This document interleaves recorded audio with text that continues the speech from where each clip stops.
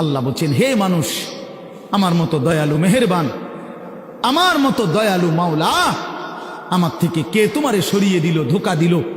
মা গাররাক, কে তোমাকে ধোকায় ফেলে দিল?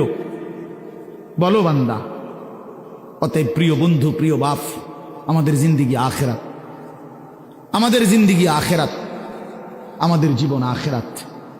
আমাদেরকে আল্লাহ বানাইছেন আখেরাতের জন্য, আমাদেরকে বানিয়েছেনই আখেরাতের জন্য। দুনিয়া দিবে না আল্লাহ আমাদেরকে, পুরা দুনিয়া মিলবে না। আপনারা বলেন, যার 3 ফুট বিদেশ, তার অভাব মিটছে তো? কথা বলেন না কেন? তার আর আপাতত কোনো অভাব নাই তো? ওনার আর কোনো চাহিদা নাই তো? তাহলে মিটলো কই? মিটলো কই? যার 10টা গার্মেন্টস মেল ফ্যাক্টরির মালিক, তার আর কোনো অভাব নাই তো? আমি তো এরকম শত শত হাজার কোটি টাকার মালিক চিনি।